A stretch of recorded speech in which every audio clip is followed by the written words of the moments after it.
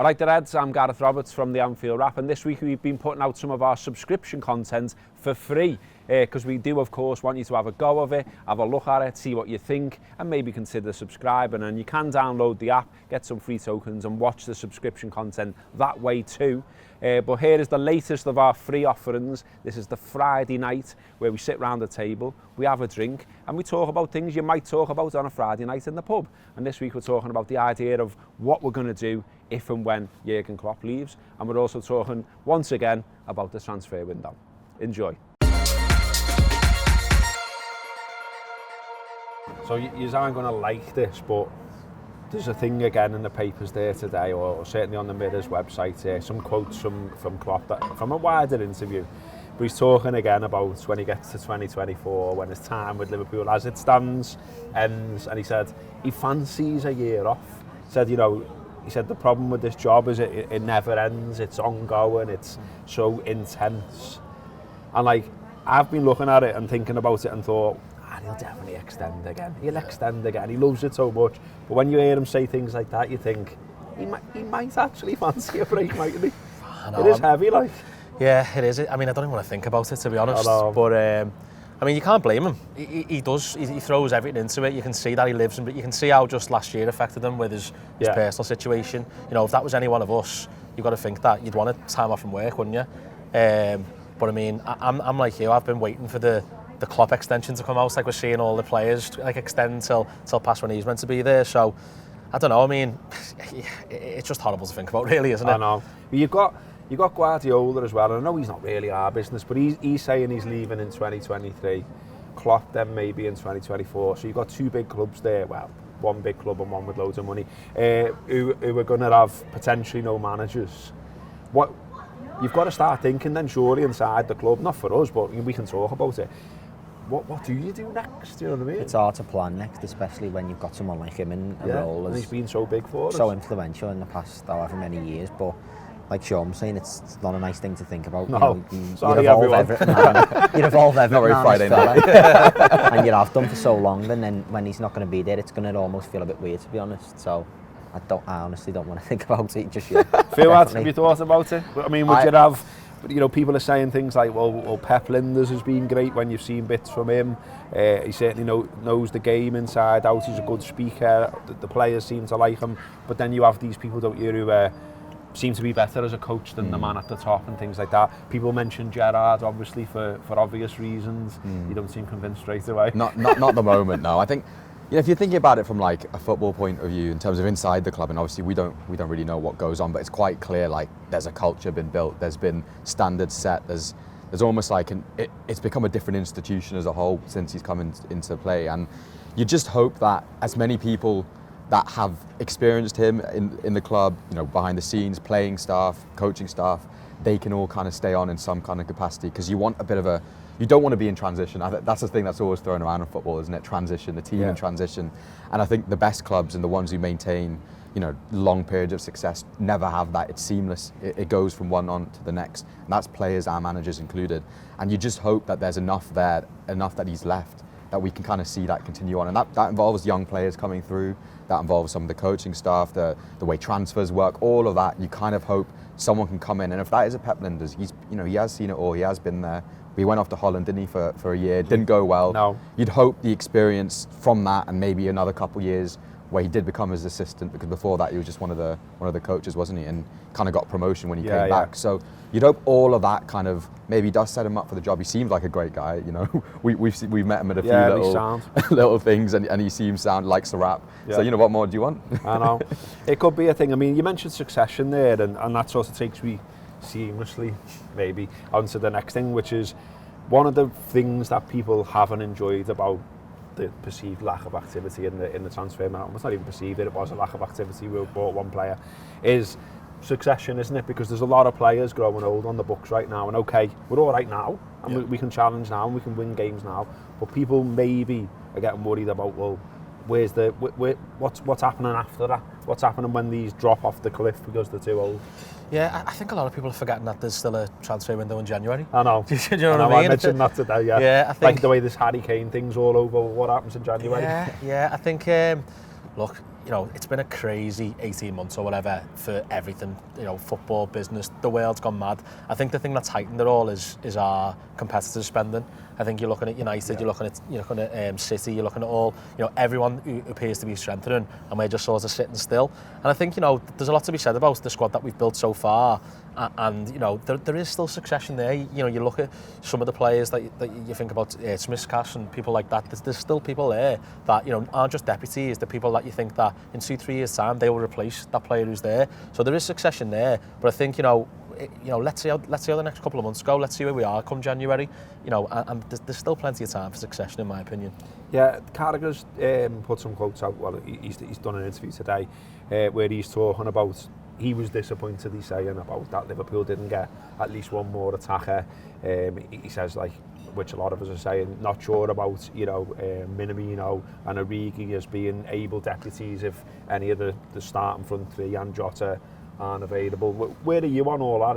Does it worry you, or are you just like, transfer window's done now? I think at the back of my mind it still does worry me, because obviously last season things like that, can happen. For me, we know now.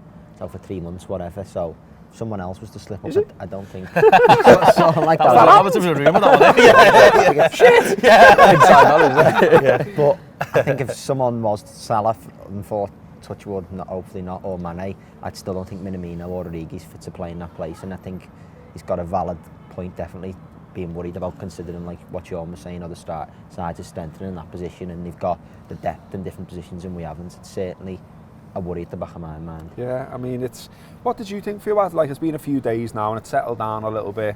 Everyone's not quite as, agitated at each other as they were the other day, it seems. But now that the dust settled a little bit, how are you feeling about how it went? I think, similar to what Shaun was saying there, if everyone, all the big clubs were as skint as they made out at the beginning of the transfer window and didn't go and, buy Lukaku's and Grealish's and all these players, everyone would have sort of been okay with it. It's just all about what you see other people doing. Then you kind of start questioning what you've got, and you sort of forget that there's a lot of players there. You look at Harvey Elliott. We're not as excited about him, maybe if you're really into your transfers, as we should be, because he's someone that has been there a couple years. Obviously, we haven't seen that much of him, but now he really does look like he's part of the squad. So there's people within the ranks. Curtis Jones is a year older, a year more experience. So there's people there. So I'm not too worried in that sense. I do just worry a couple years down the line, if you're looking at it from that point of view, that there aren't that many kind of 22, 23-year-olds who can come in and sort of slowly bed in. It feels like that period is probably going to come next season. And if you're talking about just sort of pure like attributes in the team, I do worry about pace up top. We look at Minamino and Origi, don't really have that with them. Salah and Mane are the only two really. Jota's got it in little bursts, and parts of last season that was really useful for us. So there's little things like that do worry you a bit, but at the same time, this manager likes a smaller squad. We don't know if he was after players and he maybe from above didn't get what he wanted in terms of backing, but if he is happy with what he's got, he's proven it more than enough times that we sort of just got to see what happens and go for it. And Shaun said already, we've got January as well potentially. Although I think a lot of people don't want to already hear about another transfer window when one's just ended. But there was this mischief making from Gary Neville, this quote that's got out there where he's saying there's something not quite right at Liverpool. Now obviously that is coming from Gary Neville's mouth, and we've got to take that into consideration. But any worry, Shaun, that like there is like a little underbelly of disquiet almost, as you've got people fuming about the lack of transfer business. You've got the story that came out about Michael Edwards. You've got, albeit absolute weirdos, and no one that's backed by anyone saying I'm going to organise a protest down a road that's closed. Jesus Christ. I think honestly, I think there's still a bit of a hangover from last season. I think last season was horrible on all accounts, on a personal level for the players, the manager. Just think about how, I know we finished third and stuff, think about how bad it was. Like, I remember the Tottenham game and stuff, it was horrible. Like, it was just grim. You were sitting in your house, you're watching games. I think there's still a bit of a cloud over that, whereas maybe other teams have got the optimism where they've had good season last season, and we're coming from a position where we should be springing into this season because we won the league, won the Champions League, but it doesn't quite feel like that.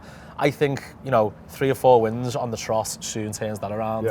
And you'll be in a position where actually, we're feeling good again and the mood's good again. I think that's what that is. Going back to the transfer thing and succession, I think they made a decision after they won the league that, it was about right here, right now. So you think about some of the signings that we made, like Thiago and other people like that, they're for right now. One thing that might have thrown them, and when they're doing all the contract signing and stuff like that, is we're not going to get that £100 million sale for Salah or for Mane or anyone, because we're tying them down and they're going to stay at Liverpool. I think succession planning, there's a lot of thinking about getting 100 million in for a big player like that. I think a lot of that comes from that. So maybe they're just having a little bit of a regroup and thinking, actually, let's think about right here, right now. Succession can come once we've seen what happens in the next 12 months and see where we are. Because if we win another league title in the European Cup, then succession will just naturally come because we'll attract more players. Yeah. That makes sense. Yeah, I know what you're saying, and Sam, there's an argument to be made, which Shaun is starting to make there, that this group of players has got one more in them, has got another league title in them, can go again in the European Cup, because for all that there's a worry about their age and what they might be soon, right now they're still elite players. They still want to give one more, like you were saying. I think last season, Salah, for example, after them, however many defeats it was at home or whatever, after a few defeats, he'd come out on social media and said that we're not done yet. Yeah. This is only just the start of us and things like that. So it definitely gives the fans a boost, and I'm not sure about the players, but it certainly gets them up for it. And the signing they brought in last season, Thiago and Jota, who just missed out on the league or the European Cup, will definitely be hungry for success, I think. That's the right word as well, isn't it? Hungry. There's a load of them that you think are hungry, like Salah, you just mentioned there. He's only 31 goals behind Michael Owen. I think Salah's 12th top scorer of all time in Liverpool's history. I think Owen might be something like 9th, round about that. Like little things like that. Salah wants that. Of course he does. Salah mentioned, I don't think he'd looked at the list, but he mentioned once about being the top scorer for the club, and it's like, do you know how many rushes he scored, mate? I think it's obviously it'll be not the back of his mind, but he'll want to do whatever he can personally. But whatever the team gets towards, I think he definitely, to go down as one of the greats, which he's on the way to, I think he still needs another few in the cabinet. Like, are you of this mind then, Fuad, that we can sort of wash away the bad feeling now? I mean, we've got Leeds coming up, which we're building up to, but then we've got Milan at home. I mean, that's fantastic, isn't it? It is, and I think, we've sort of been mentioned there, like, we forget how shit it was for these players. They've gone from a 97 European Cup winning season to a 98-point league winning season to what they've had last season.